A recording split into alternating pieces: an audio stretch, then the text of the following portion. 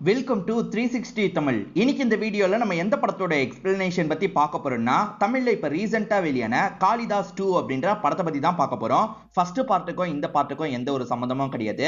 அதனால இத தனி படமாவே நீங்க பார்க்கலாம். இந்த காளிதாஸ் 2 படம் வேற லெவல்ல இருந்தது. சூப்பரான கிரைம் த்ரில்லர் படம்னு சொல்லலாம். நான் முதல்ல இந்த படத்தோட பிளாட்டை பத்தி சொல்றேன். ஒரு பெரிய அபார்ட்மெண்ட் 500 குடும்பத்துக்கிட்ட இருக்காங்க. அந்த அபார்ட்மெண்ட்ல இருக்க ஒரு சின்ன பொண்ணு மிஸ் ஆயிடுறா. அபார்ட்மெண்ட்டுக்குள்ள தான் இருக்காளா இல்ல என்ன ஆச்சு ஏதாச்சுன்ற போலீஸுங்க விசாரணை பண்றாங்க. அது நியூ இயர் நைட்ன்றதுனால போலீஸுங்களும் கம்மியா தான் இருக்காங்க. எப்படியாவது அந்த சின்ன பொண்ணை கண்டுபிடிக்கணும்னு ட்ரை பண்ணிட்டு இருக்காங்க. முடிவுல தரமான 2 ட்விஸ்ட் வச்சு இந்த படத்தை முடிச்சிருப்பாங்க. அதுல ஒரு ட்விஸ்ட கூட நீங்க கெஸ் பண்ண வாய்ப்பு இருக்கு. ஆனா கடைசி ட்விஸ்ட நீங்க கெஸ் பண்ண வாய்ப்பே கிடையாது. அந்த அளவுக்கு சூப்பரான ட்விஸ்ட்னு சொல்லலாம். எக்ஸ்பிளனேஷனுக்குள்ள போறதுக்கு முன்னாடி வீடியோக்கு ஒரு லைக் போடுங்க.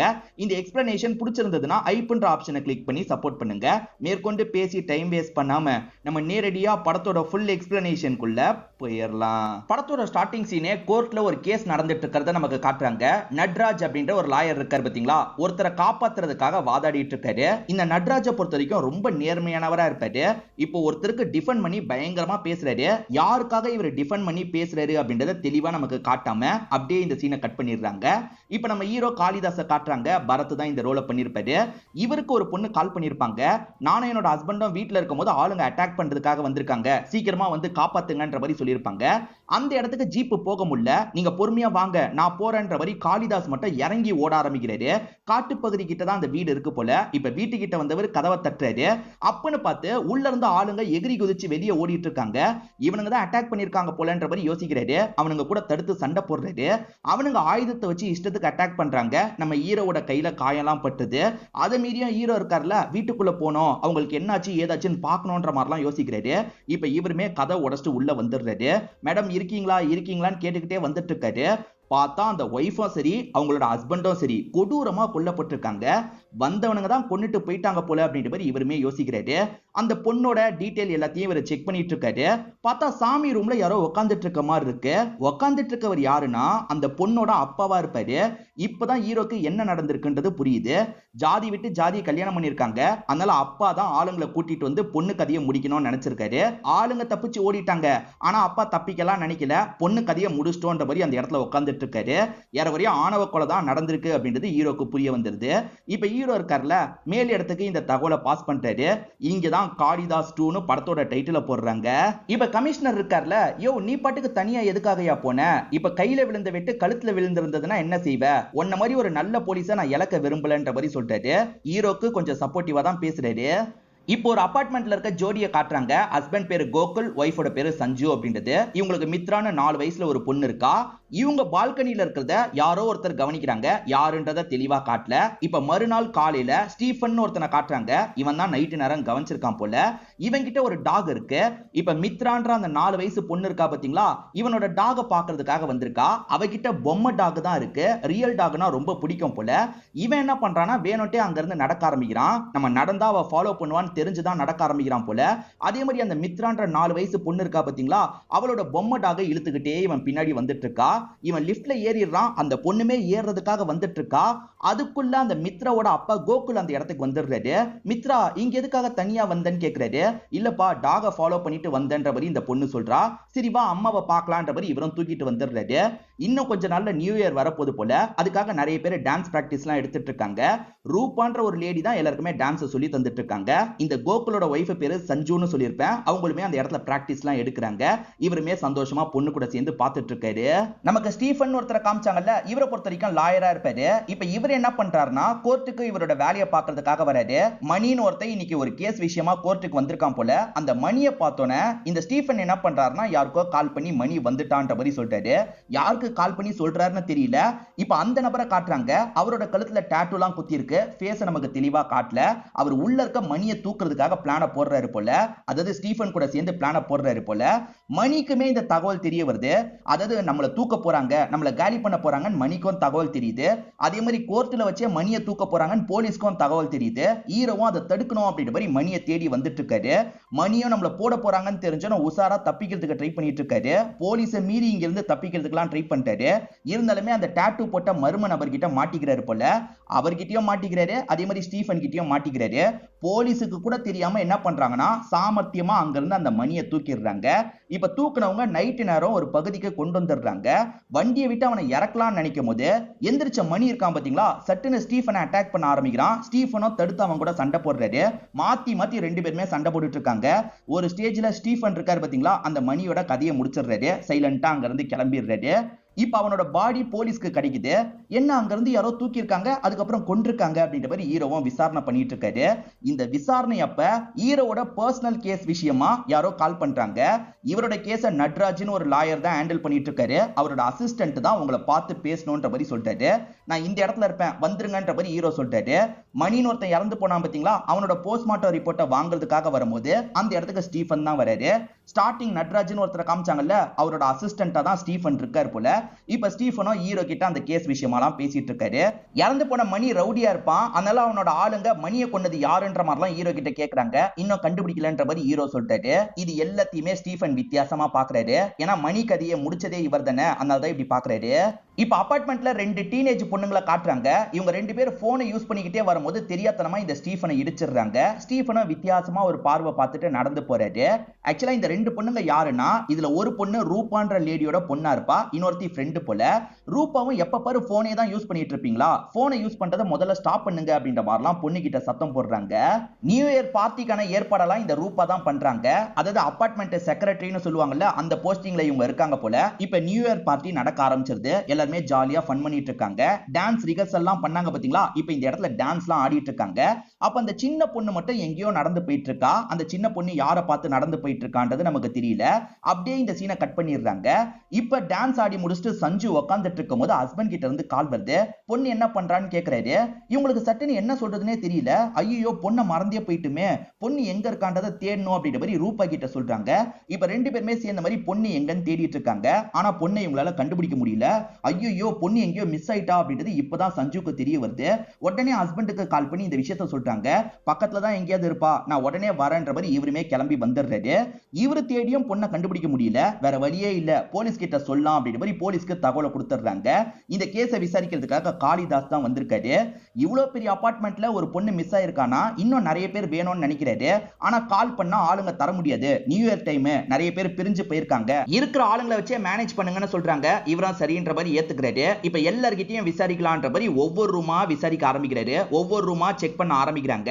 இப்படி ஒவ்வொரு ரூமா செக் பண்ணிட்டு இருக்கும்போது ஒரு ரூம் மட்டும் லாக்ல இருக்கு, அதாவது உள் டாப்பால் போட்டிருக்காங்க. சரி அப்புறமா பாத்துக்கலாம்ன்ற மாதிரி இவங்க மத்த ரூமை செக் பண்றாங்க. அப்படி செக் பண்ணிட்டு வரும்போது ஸ்டீஃபன் ரூமுக்கும் வராங்க. ஸ்டீஃபனை பொறுத்த வரைக்கும் நட்ராஜ் அப்படின்ற பெரிய லாயரோட அசிஸ்டன்ட்ல, அதனால இவர் நம்ம ஆளு தான், இவர் ரூம் எல்லாம் செக் பண்ண தேவையில்லைன்ற மாதிரி ஒரு போலீஸ் சொல்றாரு. எதுக்கோ செக் பண்ணலான்னு கூட இருக்க லேடி சொல்றாங்க. இல்லமா செக் பண்ண தேவையில்லைன்ற மாதிரி இவர் சொல்றாரு.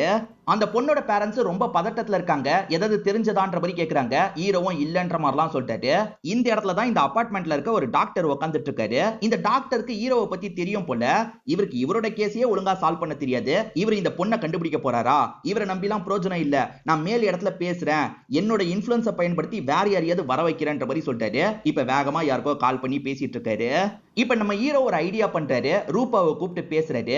இப்ப பசங்க படுக்க போற டைம் தான், இருந்தாலும் எப்படியாவது எல்லார் வீட்லயும் பேசி பசங்களை மட்டும் என்கிட்ட கூட்டுவாங்க, பசங்க கிட்ட பேசி ஏதாவது கண்டுபிடிக்கிறதுக்கு ட்ரை பண்றேன்ற மாதிரி சொல்லிட்டாரு. அப்படியே கட் பண்ணி வைஷ்ணவின்னு ஒருத்தங்களை காட்டுறாங்க. இவங்க டிஎஸ்பியா இருப்பாங்க. இன்னைக்கு பாய் ஃப்ரெண்ட பார்த்து டைம் ஸ்பெண்ட் பண்ணலாம் நினைக்கிறாங்க. அதுக்குள்ள சீனியர் கிட்ட இருந்து கால் வருது. அபார்ட்மெண்ட்ல ஒரு சின்ன பொண்ணு மிஸ்ஸிங், சீக்கிரமா நீங்க போய் சார்ஜ் எடுத்துக்கோங்கன்ற மாதிரி சொல்லிட்டாரு. வேற வழி இல்லாம இவங்களுமே பாய் ஃப்ரெண்ட் கிட்ட சமாளிச்சுட்டு இங்க இருந்து கிளம்ப ஆரம்பிக்கிறாங்க. இவங்க அந்த இடத்துக்கு வரும்போது அந்த டாக்டர் இருக்கார்ல, நான் சொல்லி தான் இந்த இடத்துக்கு நீங்க வந்திருக்கீங்கன்ற மாதிரி சொல்லிட்டாரு. இவர் இன்ஃப்ளூயன்ஸை யூஸ் பண்ணார்ல, அதனால தான் இவங்க வந்திருக்காங்க போல. அப்படி வரும்போது ஹீரோ சின்ன பசங்க கிட்ட பேசிட்டு இருக்கிறத கவனிக்கிறாங்க. சின்ன பசங்க எல்லாருமே தூக்க கலக்கத்துல இருக்காங்க. அவங்களை எதுக்கு தேவையில்லாம டிஸ்டர்ப் பண்ணிட்டு இருக்கீங்க, அனுப்பி விடுங்க, நம்ம பாத்துக்கலாம்ன்ற மாதிரி சொல்லிட்டாங்க. சரி ஓகேன்ற மாதிரி இவரும் சின்ன பசங்களை அனுப்பி விட்டுறாரு. இவ்வளோண்டு பேரை வச்சு என்ன பண்ண முடியும், இன்னும் ஆளுங்களை கேளுங்கன்னு சொல்றாங்க. கேட்ட மேடம் தரலன்ற மாதிரி இவர் சொல்லிட்டாரு. நான் கேட்கறேன்ற மாதிரி இவங்க கால் பண்ணி கேட்கறாங்க. ஏமா ஒரு சின்ன பொண்ணு மிஸ்ஸிங்க்கு எத்தனை பேர் அனுப்ப முடியும், இருக்கிறவங்களை வச்சு ஹேண்டில் பண்ணுங்கன்னு மேல் இடத்துல சொல்லிடுறாங்க. இப்ப வைஷ்ணவி இருக்காங்கல்ல, சிசிடிவி எல்லாம் செக் பண்ணீங்களான்னு கேட்கறாங்க. மேடம் செக் பண்ணோம், ஆனா ஏகப்பட்ட பிளைண்ட் ஸ்பாட் இருக்கு மேடம், அதனால கேமரால படாம கூட வெளியே போக முடியும்ன்ற மாதிரி இவர் சொல்லிட்டாரு. இப்ப எல்லா பக்கமும் ஆளுங்க தேடிக்கிட்டே தான் இருக்காங்க. அப்படி தேடிட்டு இருக்கிறதுல ஒருத்தர் இங்க ஒன்னு இருக்குன்ற மாதிரி சொல்லிட்டாரு. என்ன கூப்பிடுறாருன்ற மாதிரி எல்லாருமே வேகமா அந்த ஸ்பாட்டுக்கு ஓடி வராங்க. அந்த இடத்துல பார்த்தா ஒரு டாக் இறந்து போயிருக்கு. அதாவது ஸ்டீஃபன் ஒரு டாக் வச்சிருந்தாருல, அந்த டாகை யாரோ சாவடிச்ச மாதிரி இருக்கு. அதே மாதிரி அதோட கழுத்துல ஒரு கயர் இருக்கு பாத்தீங்களா, அந்த கயரை பொறுத்த வரைக்கும் மித்ரா ஒரு டாக் பொம்மை வச்சிருந்தாங்கல்ல, அதுல போடப்பட்டிருக்க கயரா இருக்கும். இது மித்ராவோட கயறு, ஆனா டாக் எங்களோட டாக் இல்ல அப்படின்ற மாதிரிலாம் அந்த கோகுல் சொல்லிட்டு, அப்புறம் எப்படி இது மாறி இருக்கும் அப்படின்ற மாதிரி இங்க இருக்க போலீஸுங்களும் யோசிக்கிறாங்க. இந்த அபார்ட்மெண்ட்ல இந்த டாக் யாரோடதுன்றத கண்டுபிடிக்கணும் அப்படின்ற மாதிரிலாம் இவங்களுக்குள்ள டிஸ்கஷன்லாம் போயிட்டு இருக்கு. ரூபா கிட்ட இது யாரோட டாக்னு கேக்குறாங்க. ரூபா எனக்கு தெரியல சார், ஆனா டாக் கிட்டலாம் நல்லா பழகக்கூடிய ஒருத்தர் இருக்காரு, அவருக்கு எல்லா டாக பத்தியும் தெரியும், அவர்கிட்ட வேணா கேட்டு பார்க்கலாம்னு சொல்லிட்டாங்க. இப்ப அந்த மாதிரி ஒரு நபரை பார்க்கிறதுக்காக வந்துடுறாங்க. அவர்கிட்ட இந்த டாகோட போட்டோவை காமிச்சு, இந்த டாகை யார் இந்த அபார்ட்மெண்ட்ல வளர்த்துட்டு இருக்கா உங்களுக்கு தெரியுமான்ற மாதிரி கேக்குறாங்க. நல்லா தெரியும், அந்த ரூமுக்கு வேணா கூட்டு போறேன்ற மாதிரி சொல்லிட்டாரு. இப்ப வேகமா கூட்டிட்டு வந்து பூட்டி இருக்குல்ல அந்த ரூமை காட்டுறாரு. அதாவது உள்ளுக்கா டாப்பால் போட்டிருக்கல அந்த ரூமை காட்டுறாரு. உள்ளுக்கா எதுக்காக டாப்பால் போட்டிருக்காங்க, கதவை தட்டினால திறக்க மாட்டாங்க, உடச்சிட்டு போலான்ற மாதிரி ஹீரோ இருக்கார்ல, கதை உடச்சிட்டு உள்ள வந்துடுறாரு. உள்ள வந்து பார்க்கும் போதுதான் அங்க முழுக்க பேச்சுலர் பசங்க தான் இருக்காங்கன்னு தெரிய வருது. செம்ம போதையில இருக்காங்க, வீட்டுக்குள்ளேயே கஞ்சா செடியெல்லாம் வளர்த்து செம்ம போதையில இருக்காங்கன்னு தெரிய வருது. இப்ப இவங்க பேசுறதுக்கு கூட அவங்க பதில் சொல்லாம தான் இருக்காங்க. சரி அந்த டாக் இருக்கா பாப்போன்ற மாதிரி இவங்க டாகை தேடிட்டு இருக்கும் போது இவனுங்களோட டாக் இவனுங்க கிட்ட தான் இருக்கு. சோ இவனுங்க டாக் அந்த இடத்துல இறந்து போல, வேற ஏதோ ஒரு டாக் தான் இறந்து போயிருக்கு. இதே அபார்ட்மெண்ட்ல வேற யாரோ இந்த டாக் வச்சிருக்காங்க, அது யாருன்றதை கண்டுபிடிக்கணும் அப்படின்ற மாதிரிலாம் யோசிக்கிறாங்க. சிசிடிவி எல்லாம் செக் பண்ணலாம், அதாவது பழைய ஃபுட்டேஜை செக் பண்ணா யார் அந்த டாக வச்சிருக்காங்கன்றதை கண்டுபிடிச்சிடலாம் செக் பண்ணிட்டு இருக்காங்க. அப்ப போதையில இருக்க ஒரு பையன் இருக்கான்ல, இதே டாக ஸ்டீஃபன் ஒருத்தரும் வச்சிருக்காருன்ற மாதிரி சொல்றான். ஏறக்குறைய இவங்களுமே சிசிடிவி ஃபுட்டேஜ்ல ஸ்டீஃபன் ஒருத்தர் வச்சிருக்கிறதையும் கவனிச்சிடுறாங்க. ஸ்டீஃபனோட வீட்டை செக் பண்ணீங்களான்னு கேட்கும்போது அந்த அசிஸ்டன்ட்டுமே செக் பண்ணல சார், நட்ராஜ் சாரோட அசிஸ்டன்ட், அதனால தான் செக் பண்ணாம விட்டுட்டேன்ற மாதிரி சொல்லிட்டாரு. சார் நான் அப்பயே செக் பண்ணலாம்னு சொன்னேன், இவர் தான் கேட்கலன்ற மாதிரி லேடி கான்ஸ்டபிள மாட்டி விட்டுறாங்க. இதெல்லாம் கவனிச்சிட்டு இருக்க வைஷ்ணவி ரொம்ப கோவப்படுறாங்க. இந்த மாதிரி ஆளுங்களை வச்சு நீங்க எங்க கண்டுபிடிக்க போறீங்க, உடனே அந்த இடத்தை செக் பண்ணோம் அப்படின்ற மாதிரி சொல்லிட்டாங்க. இவங்க எல்லாருமே வேகமா அந்த ஸ்டீஃபனோட பிளாட் இருக்கிற இடத்துக்கு வந்துடுறாங்க. கதவு பூட்டின மாதிரி தான் இருக்கு, உடச்சிட்டு உள்ள போலாம் அப்படின்ற மாதிரி இவங்க உடச்சிட்டு உள்ள வராங்க. பிரச்சனை என்னன்னு பாத்தீங்கன்னா அவர் வீட்டுக்குள்ள இல்ல, எங்கேயோ கிளம்பி போயிருக்காரு. ஆனா அவரோட டாக் தான் இந்த மாதிரி இருக்குன்னு உங்களுக்கு தெரியுது. அவரை எப்படியாவது நம்ம ட்ரேஸ் பண்ணணும்னு ட்ரேஸ் பண்றாங்க. அப்போ ஒரு சர்ச்சில் இருக்கிறது தெரிய வருது. சர்ச்சில் வச்சு லாக் பண்ணலாம்னு கிளம்பிட்டு இருக்காங்க. ஆனா இவங்க லாக் பண்றதுக்கு முன்னாடியே வேற ஒரு போலீஸ் குரூப் அவரை லாக் பண்றாங்க. இப்ப அந்த போலீஸ் குரூப் கூட்டிட்டு போயிட்டு இருக்கும்போது இவங்க பாத்துறாங்க, இந்த ஸ்டீஃபன் லாயரா இருந்தாலும் இவன் பேர்ல ஒரு கேஸ் பெண்டிங்ல இருக்கு போல, ஒரு மைனர் பொண்ணு கிட்ட எல்லை மீறி நடந்திருக்கான்ற மாதிரி தான் இவன் பேர்ல ஒரு கேஸ் போயிட்டு இருக்கு, அது விஷயமா தான் கூட்டிட்டு போயிட்டு இருக்கோன்ற மாதிரி சொல்லிட்டாங்க. அதை விட இப்ப முக்கியமா வேற ஒரு கேஸ்லயும் இவன் சம்பந்தப்பட்டிருக்கான், அதனால எங்களுக்கு இவன் வேணும்ன்ற மாதிரி இவங்க பேசி பாக்குறாங்க. ஒரு ஸ்டேஜ்ல அந்த போலீஸ் இருக்கார்ல, சரி நீங்க கூட்டு போங்க அப்படின்ற மாதிரி அனுப்பி வச்சிடுறாரு. 6 வருஷத்துக்கு முன்னாடி ஏற்கனவே ஒரு மைனர் பொண்ணு கிட்ட எல்லை மீறி நடந்திருக்கான், அந்த கேஸ்ல இருந்து வெளியே வந்திருக்கான்னு தெரிய வருது. சோ இவன் கூட இந்த 4 வயசு பொண்ணை எதுனாலும் பண்ணிருக்கலாம்ன்ற மாதிரி யோசிக்கிறாங்க. அந்த 4 வயசு பொண்ணை என்னடா பண்ண, ஒழுங்கு மரியாதையா சொல்லுன்ற மாதிரிலாம் கேட்டுட்டு இருக்காங்க. நாலாம் எதுவுமே பண்ணலன்ற மாதிரி இவன் சொல்லிட்டு இருக்கான். இப்ப யாரவரைய விடியவே செஞ்சிருது. இந்த சமயம் ரூபா இருக்காங்கல்ல, மேடம் அங்க ஒரு பாடி கிடைச்சிருக்கு மேடம்னு சொல்லிட்டாங்க. அதாவது இவங்க அபார்ட்மெண்ட்டுக்கெல்லாம் தள்ளி காலி இடம் இருக்கும், அந்த இடத்துல பார்த்தா ஒரு சூட் கேஸ் இருக்கு. அந்த சூட் கேஸ்க்குள்ள தான் அந்த பொண்ணோட பாடி இருக்கு, அதாவது அந்த சின்ன பொண்ணு மித்ராவோட பாடி இருக்கு. அதை பாக்குற பேரண்ட்ஸ் உடஞ்சி ஃபீல் பண்ணி அழுதுட்டு இருக்காங்க. சுத்தி இருக்க எல்லாருமே ஃபீல் பண்ணிட்டு இருக்காங்க. ஆக மொத்தத்துல அந்த பொண்ணை காப்பாற்ற முடியல, அந்த பொண்ணு இறந்து போயிட்டா.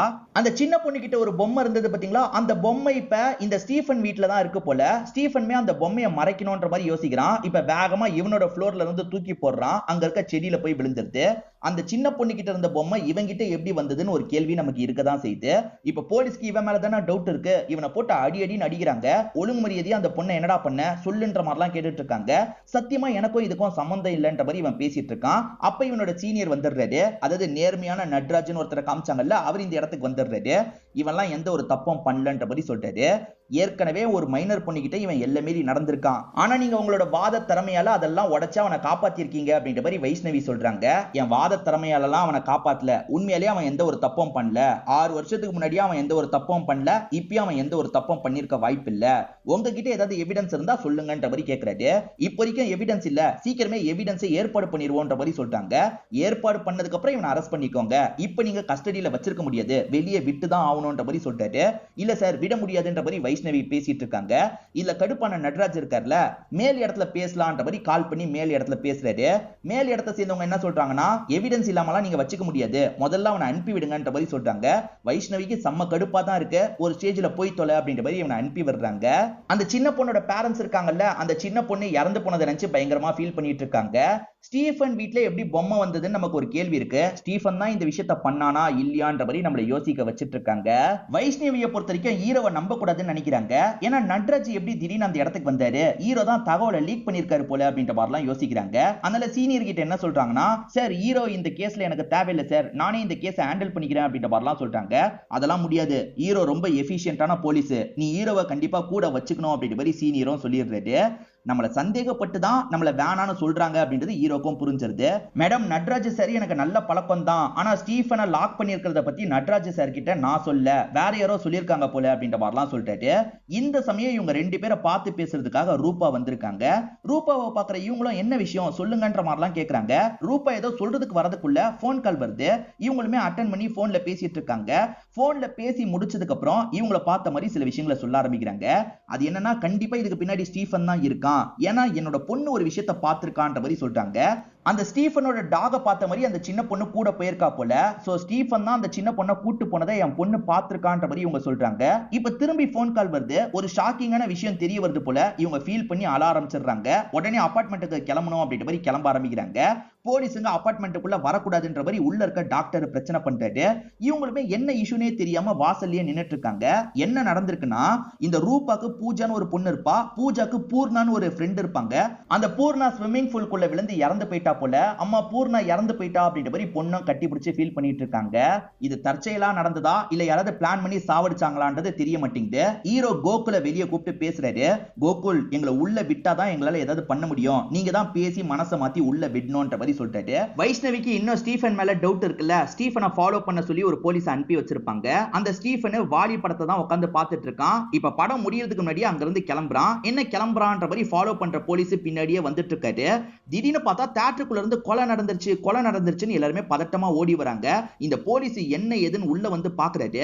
பார்த்தா உள்ள ஒரு டெட் பாடி இருக்கு. இந்த விஷயத்தை ஸ்டீஃபன் தான் பண்ணானான்ற மாதிரி அவர் யோசிக்கிறாரு. யோசிச்சவர் வைஷ்ணவி கிட்ட தகவலை கொடுத்துறாரு. ஸ்டீஃபன் பண்ணதை இந்த போலீஸ் பார்த்திருக்க மாட்டாரு, ஆனா ஸ்டீஃபன் தான் கொஞ்சம் பக்கத்துல உட்கார்ந்துட்டு இருந்தான், அவன் தான் பண்ணிருக்க வாய்ப்பு இருக்குன்ற மாதிரி சொல்லிட்டாரு. ஸ்டீஃபன் எதுக்காக இந்த கொலையை பண்ணணும் அப்படின்ற மாதிரி இவங்களுமே யோசிக்க ஆரம்பிக்கிறாங்க. இப்ப அபார்ட்மெண்ட்ல இருந்து ஸ்டீஃபனை லாக் பண்ணி கூட்டு போறாங்க. ஸ்டீஃபன் போகும்போது சஞ்சுவை வித்தியாசமா பாக்குறாரு. ஏன் வித்தியாசமா பாக்குறாருன்னு இப்போதைக்கு தெரியல. இப்ப சீனியர் இருக்காரு பாத்தீங்களா, ஹீரோவையும் வைஷ்ணவியும் போட்டு திட்டுறாரு. அவன் தான் குற்றத்தை பண்ணான்னு உங்ககிட்ட எந்த ஒரு ப்ரூஃபும் இல்லல்ல, எப்படி நீங்க அரெஸ்ட் பண்ணுவீங்க? இதுக்கப்புறம் இந்த கேஸை நீங்க ஹேண்டில் பண்ண தேவையில்ல, நான் வேற யார்கிட்டயாவது ஒப்படைச்சுக்கிறேன், நீங்க ரெண்டு பேருமே கிளம்புங்க அப்படின்ற மாதிரி கத்தி விடுறாரு. சோ ஸ்டீஃபனை எதுவுமே பண்ண முடியாம திரும்பி அபார்ட்மெண்ட்டுக்கு அனுப்பி வச்சிடுறாங்க. ஸ்டீஃபன் அபார்ட்மெண்ட்டுக்கு வரதை பார்த்து கோகுல் கடுப்பாயிடுறாரு. சரி என்ன சார் திரும்பி அவனை அனுப்பி வச்சிருக்கீங்கன்னு கேக்குறாரு. அவனுக்கு எதிராக ப்ரூஃப் இல்ல, அதனால எதுவுமே பண்ண முடியலன்ற மாதிரி ஹீரோவும் சொல்லிட்டாரு. 6 வருஷத்துக்கு முன்னாடி ஸ்டீஃபன் ஒரு மைனர் பொண்ணு கிட்ட எல்லை மீறி நடந்தான்றதுக்காக ஜெயிலுக்கு போயிருப்பான். அவன் எல்லை மீறி நடந்திருக்க வாய்ப்பு இல்ல, ஏன்னா அந்த சமயம் என் கூட தான் இருந்தான்ற மாதிரி அவனோட கேர்ள் ஃப்ரெண்ட் ஸ்டேட்மெண்ட் கொடுத்திருப்பாங்க. ஸ்டேட்மெண்ட் கொடுக்கும்போது அந்த கேர்ள் ஃப்ரெண்ட் மைனர், அதனால அவங்க அடையாளம் தெரியல.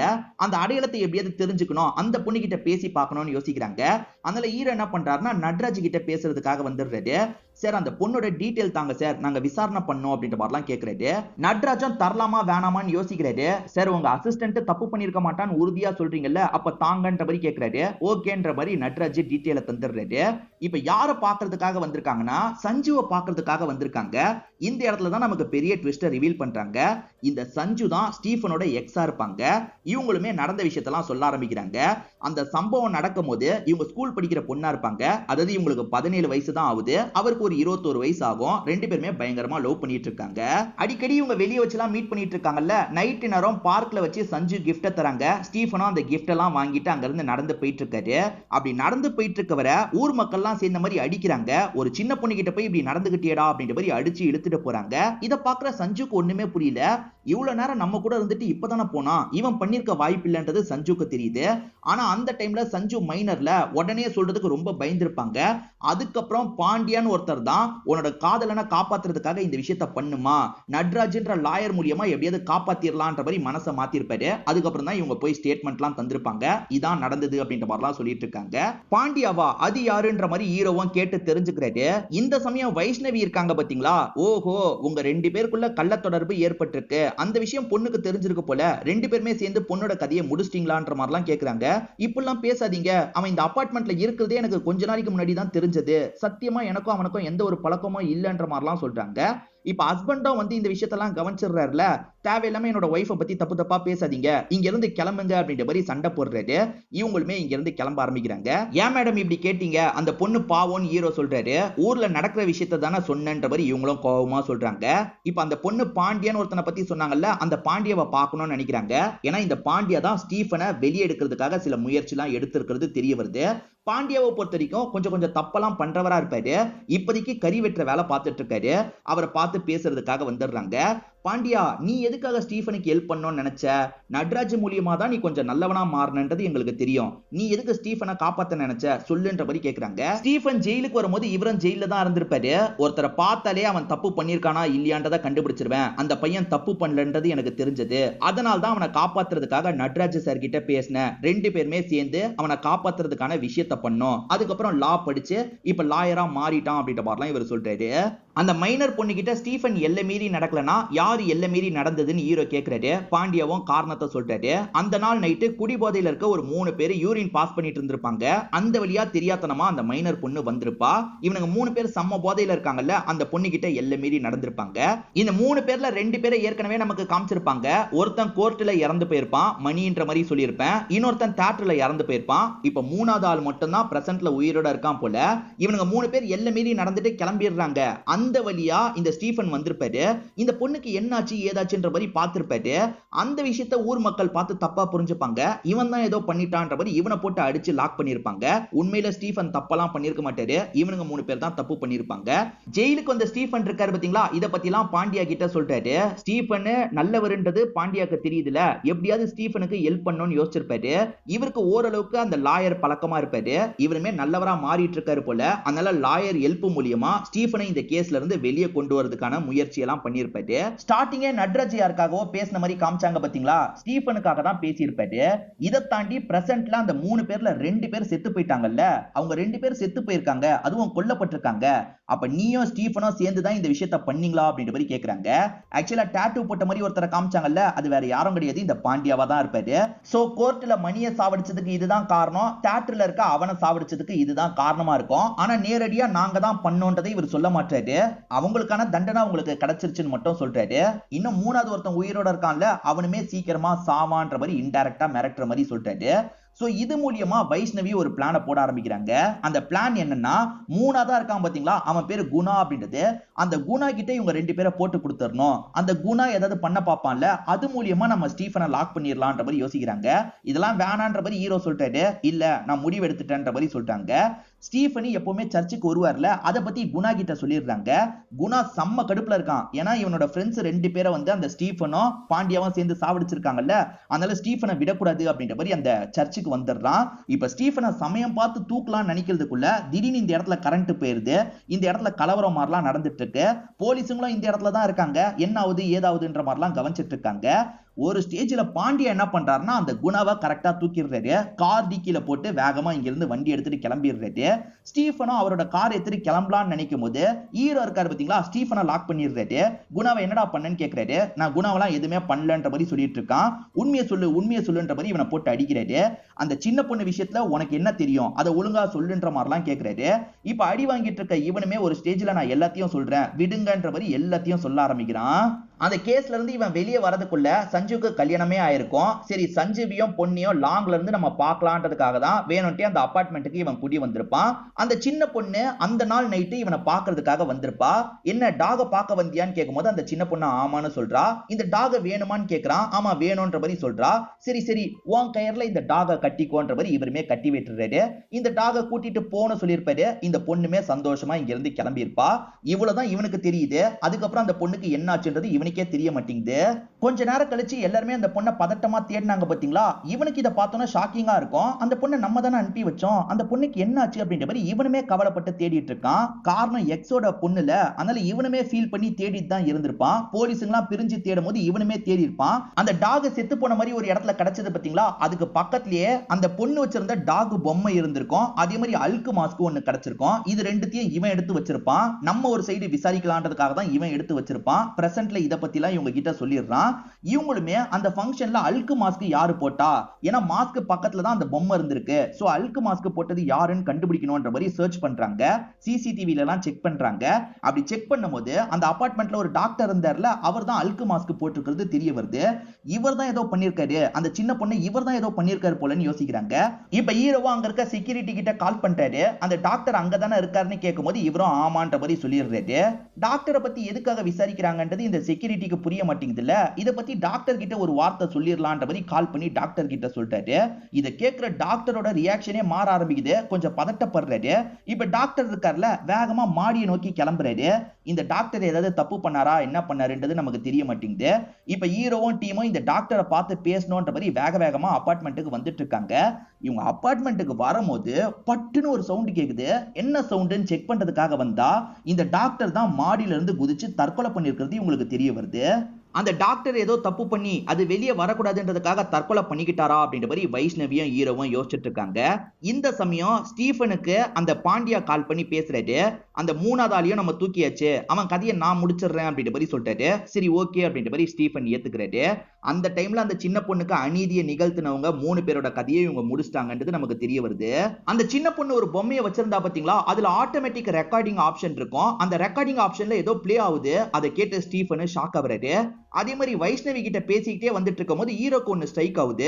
அது என்னன்னா, ஸ்டீஃபன் கூட அந்த சின்ன பொண்ணு போனதை என்னோட பொண்ணு பார்த்தான்ற மாதிரி சொல்லியிருப்பாங்க. அவங்க எப்படி பார்த்திருக்க முடியும்? ஸ்டீஃபனை பார்க்கிறதுக்காக அந்த சின்ன பொண்ணு ஸ்டீஃபன் கூட போலியே, தனியா தானே போனா அப்படின்ற மாதிரி இவருமே யோசிக்க ஆரம்பிக்கிறாரு. இப்ப அந்த ரூபான்ற லேடி எங்கன்னு விசாரிக்கும் போது அவங்க கெஸ்ட் ஹவுஸ்க்கு போயிருக்காங்கன்னு தெரிய வருது. இப்ப இவருமே கெஸ்ட் ஹவுஸ்ல அவங்கள பார்க்கணும்ன்ற மாதிரி வேகமா கெஸ்ட் ஹவுஸ்க்கு வந்துடுறாரு. கதவை தட்டிக்கிட்டே இருக்காரு, திறக்கவே மாட்டாங்க. பார்த்தா அவங்க ஏற்கனவே வெளியே தான் உட்காந்துட்டு இருக்காங்கன்னு தெரிய வருது. நீ வருவன்னு எனக்கு தெரியும், உட்காரு அப்படின்ற மாதிரி சொல்றாங்க. ஹீரோவும் எதிர உட்காந்துடுறாரு. கண்டிப்பா நீங்க ஏதோ தப்பு பண்ணிருக்கீங்க, என்ன தப்பு பண்ணீங்க ஒழுங்கா சொல்லுங்கன்ற மாதிரி கேக்குறாரு. நான் எல்லா விஷயத்தையும் சொல்லிடுறேன் அப்படின்ற மாதிரி இவங்களுமே நடந்த விஷயத்தெல்லாம் சொல்றாங்க. அந்த நாள் ஃபங்க்ஷன்ல இவங்க டான்ஸ் பண்ணாங்க பாத்தீங்களா, இவங்க டான்ஸ் பண்றத மாடியில இருந்து எடுக்கலான்ற மாதிரி பொண்ணு பூஜாவும் ஃப்ரெண்டு பூர்ணாவும் கூட போயிருப்பா. 2 பேருமே மேல இருந்து வீடியோ மாதிரி எடுத்துட்டு இருக்காங்க. அப்ப குடி போதையில இருக்க அந்த பேச்சுலர் பசங்கள்ல ஒருத்தன் மேலதான் இருக்கான். அவன் கிட்ட அந்த நாயுமே இருக்கு. என் நாயை நீங்க 2 பேருமே போட்டோ எடுத்து போட்டீங்களான்ற மாதிரி கேக்குறான். ஆமா கியூட்டா இருந்தது, அதனால தான் போட்டோ எடுத்து போட்டோன்ற மாதிரி இவங்க சொல்றாங்க. ஓஹோ, என்னோட டாக உங்களுக்கு ரொம்ப பிடிச்சிருக்கா, அப்ப இந்தாங்க டாக கிட்ட விளையாடுங்கன்ற மாதிரி அந்த டாக சட்டுன்னு பக்கத்துல காட்டி இவங்களை பயம்புத்துறான். இவங்களை கிண்டல் பண்ற மாதிரிலாம் பேசிட்டு இருக்கான். ஒரு ஸ்டேஜ்ல டாக தூக்கிட்டு இங்க இருந்து கிளம்பிடுறான். அவன் கிண்டல் பண்ணதுல இந்த பூஜா ஃபீல் பண்ணி அழுதுட்டு இருக்காங்க. அம்மாவும் என்ன இவ ஃபீல் பண்ணி அழுதுட்டு இருக்கான்னு விசாரிக்கிறாங்க. அப்பதான் பூர்ணா நடந்த விஷயத்தெல்லாம் சொல்றாங்க. சரி இதுக்கெல்லாம் ஃபீல் பண்ணாத, வா கிளம்பலாம் அப்படின்ற மாதிரி இந்த அம்மா ரூபா இருக்காங்கல்ல, இங்க இருந்து கூட்டிட்டு போயிட்டு இருக்காங்க. அப்படி போயிட்டு இருக்கும் போது அந்த சின்ன பொண்ணு கிட்ட டாக் இருக்கு.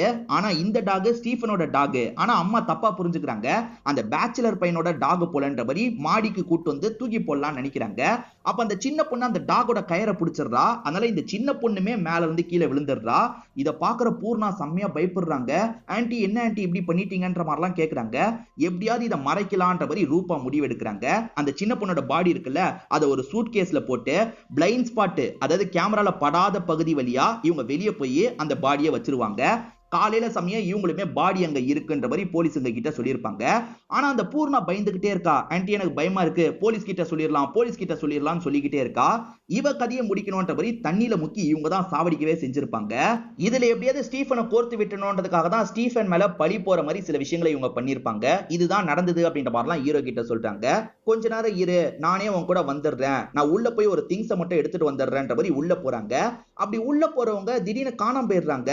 எங்க போயிருக்காங்கன்னு பார்த்தா ஒரு ரூம்குள்ள போய் கதவை சாத்திடுறாங்க. இவர் ஜன்னல் வழியா என்ன பண்றாங்கன்னு பாக்குறாரு. கதவை சாத்தினவங்க பெட்ல படுத்துட்டு இருக்க பொண்ணையும் இவங்களையும் சேர்த்து கொளுத்திக்கலான்ற மாதிரி அந்த இடத்த பத்த வச்சிட்டு இருக்காங்க. எங்க என்ன பண்ணிட்டு இருக்கீங்க, நிறுத்துங்கன்ற மாதிரி இவர் கத்திட்டு இருக்காரு. ஒரு ஸ்டேஜ்ல இவர் கதவை உடைச்சிட்டு உள்ள வந்துடுறாரு. இவர் உள்ள வரும்போது அந்த லேடி பத்தி எரிய ஆரம்பிச்சிடுறாங்க. ஆனா பொண்ணு கொஞ்சம் சேஃபான இடத்துல தான் இருப்பா. இந்த பொண்ணை காப்பாத்தணும் அப்படின்ற மாதிரி இவர் இருக்காரு பாத்தீங்களா, பொண்ணை காப்பாத்தி வெளியே கூட்டு போறாரு. அந்த பொண்ணு மயக்கத்துல இருக்கா, எப்படியோ காப்பாத்திட்டோம்னு சந்தோஷப்படுறாரு. அந்த பொண்ணை கார்ல கூட்டு போலான்னு நினைக்கும் போது ஹீரோக்கு ஸ்டீஃபன் கிட்ட இருந்து கால் வருது. இப்ப ஸ்டீஃபன் ஒரு ஷாக்கிங்கான விஷயத்த சொல்றாரு. அதை கேட்கிற ஹீரோவோட முகம் மாற ஆரம்பிக்குது. ஸ்டீஃபன் கண்டுபிடிச்சதை இப்பதான் நமக்கு காட்டுறாங்க. அந்த பொம்மையில ஆட்டோமேட்டிக் ரெக்கார்டிங் இருக்கும். கொஞ்சம் ஃபோர்ஸா கீழே விழுந்தா மட்டும் ரெக்கார்ட் ஆரம்பிச்சிரும் போல. அந்த மாதிரி ரெக்கார்ட் ஆன ஒரு விஷயம் ப்ளே ஆகுது. இந்த வாய்ஸ் நம்ம எங்கேயோ கேட்டிருக்குமேன்னு யோசிக்கிறான். பூஜாவோட வாய்ஸ்ன்றது தெரியுது. ஏன்னா பூஜா அன்னைக்கு இடிச்சுட்டு சாரி சொல்லிட்டு போனாங்கல்ல, இது அந்த வாய்ஸ் தானே அப்படின்ற மாதிரி ஸ்டீஃபன் ஷாக் ஆகுறான். இப்பதான் என்ன நடந்தது அப்படின்றத தெளிவா நமக்கு ரிவீல் பண்ண ஆரம்பிக்கிறாங்க. அந்த பேச்சுலர் பையன் நாயை காமிச்சு கிண்டல் பண்ணிட்டு போனான்ல, இதுல பூஜா செம்ம கடுப்பா இருப்பா. கீழே வரும்போது இந்த சின்ன பொண்ணு அந்த டாக வச்சிருப்பா. இதுதான் அந்த டாக் போலன்ற மாதிரி இந்த பொண்ணு யோசிக்கிறா. இந்த டாக மாடியில இருந்து தூக்கி போடணும் அப்படின்ற மாதிரி மாடிக்கு கொண்டு வந்து தூக்கி போடுறா. ஆனா அந்த சின்ன பொண்ணு டாக்ன்ற மாதிரி அந்த கயரை பிடிக்கிறா பாத்தீங்களா, இவளுமே ஸ்லிப் ஆகி மாடியில இருந்து பொத்துன்னு கீழே விழுந்துடுறா. இத பாக்குற இந்த பூஜாக்கு என்ன பண்றதுனே தெரிய மாட்டேங்குது. இந்த சமயம் தான் அந்த டாக்டர் மாடிக்கு வரும்போது இந்த அம்மா அல்கு மாஸ்க வச்சுக்கோன்ற மாதிரி தந்துட்டு போயிருப்பாரு. சோ அல்கு மாஸ்க் இந்த பொண்ணு கிட்ட தான் இருந்திருக்கும். இந்த பொண்ணு தான் அந்த இடத்துல வச்சிருக்கா போல. ஆக்சுவலா பாடியை இந்த பொண்ணுக்கு மறைக்க தெரிய மாட்டேங்குது. இவன் என்ன பண்றானா வீட்டுக்குள்ள கொண்டு வந்து வச்சிடுறா. அம்மா இதை பார்த்து ஷாக் ஆயிடுறாங்க. அம்மா தெரியாம பண்ணிட்டமா, ஹெல்ப் பண்ணுங்க அப்படின்ற மாதிரிலாம் பூஜா கேக்குறா. சரி நம்ம பொண்ணுக்காக இந்த விஷயத்த பண்ணலான்ற மாதிரி இவங்களுமே ஒரு லக்கேஜ்ல போட்ட மாதிரி வெளியே கொண்டு போய் வச்சிருவாங்க. என்னதான் இருந்தாலும் குழந்தையை இழந்த பேரண்ட்ஸ் ஃபீல் பண்றத பார்க்கும்போது இவங்களுக்கு மனசு கேட்காது. பேசாம நம்ம பொண்ணு தான் பண்ணான்றத சொல்லிடலாமா அப்படின்ற மாதிரி யோசிச்சுட்டு இருக்காங்க. இந்த சமயத்துல தான் பூஜாவோட ஃப்ரெண்டு பூர்ணா இருக்காங்கல்ல, ஆன்ட்டி இதெல்லாம் சரி கிடையாது, உங்க பொண்ணு தான் பண்ணான்றத வெளியே சொல்லிடலான்ற மாதிரிலாம் சொல்லிட்டு இருக்கா. இத பாக்குற அந்த பூஜாக்கு செம்ம கடுப்பா இருக்கு. அம்மாவும் பூஜாவை மாட்டி விட்டுலான்னு தான் ஹீரோவை பாக்குறதுக்காக வந்திருப்பாங்க. ஆனா பொண்ணு இருக்கால, நீங்க என்ன பத்தி சொன்னீங்கன்னா நான் செத்து போயிடுவேன், அதுக்கப்புறம் நான் உங்களுக்கு சொந்தம் இல்லமா, புரிஞ்சுக்கோங்கன்ற மாதிரி மனசை மாத்திருப்பா. இதனால தான் சொல்ல வந்ததை சொல்லாம ஸ்டீஃபன் தான் அந்த பொண்ணை கூட்டிட்டு போனான்ற மாதிரி இவங்க போய் சொல்லியிருப்பாங்க. அந்த பூர்ணான்ற பொண்ணு வெளியே சொல்லிட்டா பிரச்சனை இல்ல, அந்த பொண்ணோட கதையும் இந்த பூஜான்ற பொண்ணு தான் முடிச்சிருப்பா. அதே மாதிரி மாடியில இருந்து இவ தூக்கி போடலாம்னு நினைக்கும் போது அந்த பொம்மை ஆன் ஆகி இவ பேசுற எல்லாமே ரெக்கார்ட் ஆயிருக்கும். இல்ல நான் பண்ணதான் போறேன்ற மாதிரி இவ தூக்கி போட்டிருப்பா. அந்த சின்ன குழந்தையும் போய் விழுந்திருக்கும். அந்த பொம்மையில இருக்க ரெக்கார்டிங்க ஸ்டீஃபன் கேட்டதுக்கு அப்புறம் இந்த பொண்ணை பாக்குறதுக்காக வந்திருப்பாரு. ஆனா இந்த பொண்ணு சாமர்த்தியமா ஏமாத்தி ஒரு ரூம் கிட்ட வர வச்சு இந்த ஸ்டீஃபனை லாக் பண்ணி வச்சிருவா. சோ இங்க இருந்து தான் ஹீரோ கிட்ட இவர் கால் பண்ணி பேசுறாரு போல. அதே மாதிரி அந்த அம்மா இருக்காங்கல்ல, பொண்ணிய சேர்த்து சாவடிக்கலாம் நினைச்சதுக்கு ஒரு காரணம் இருக்கும். பொண்ணு தானே தப்பு பண்ணா, அந்த தப்புக்கு நம்மளும் காரணம், ரெண்டு பேரையும் கொளுத்திக்கலாம் நினைச்சிருப்பாங்க. ஆனா ஹீரோ அந்த பொண்ணை காப்பாத்திருப்பாரு. இப்ப ஸ்டீஃபன் மூலியமா இந்த பொண்ணு தான் இதுக்கு பின்னாடி இருக்கான்றது இவருக்கு தெரிஞ்சிருது. இப்ப அந்த பொண்ணுமே கண் முழிச்சு வித்தியாசமா பார்த்து சிரிக்கிறா. அதாவது ஹீரோவையும் சட்டுன்னு அட்டாக் பண்ண போறான்ற மாதிரி காமிச்சு நமக்கு இந்த படத்தோட கதையை முடிச்சிடுறாங்க. அதாவது இவ அட்டாக் பண்ண மாதிரியும் காமிச்சிருக்க மாட்டாங்க, வித்தியாசமா சிரிக்கிற மாதிரி காமிச்சு நமக்கு படத்தை முடிச்சிடுறாங்க. நான் முன்ன சொன்ன மாதிரி ரூபா இதுக்கு பின்னாடி இருக்காங்கன்னு கூட நீங்க கெஸ் பண்ணிருப்பீங்க. ஆனா ரூபாவோட பொண்ணு இருக்கான்றதை கெஸ் பண்ணிருக்கிறதுக்கான வாய்ப்பு கம்மி தான். அப்படி கெஸ் பண்ணிருந்தீங்கன்னா நான் கெஸ் பண்ணேன்னு மட்டும் சொல்லுங்க, ட்விஸ்டை ரிவீல் பண்ணிடாதீங்க. கண்டிப்பா இந்த எக்ஸ்பிளனேஷன் உங்களுக்கு பிடிச்சிருக்கும்னு நம்புறேன். இந்த வீடியோ உங்களுக்கு பிடிச்சிருந்ததுன்னா லைக் பண்ணுங்க, கமெண்ட் பண்ணுங்க, மறக்காம 360 தமிழ் சேனலை சப்ஸ்கிரைப் பண்ணுங்க. தொடர்ச்சியா இந்த மாதிரி வீடியோக்கள் வந்துகிட்டே தான் இருக்கும்.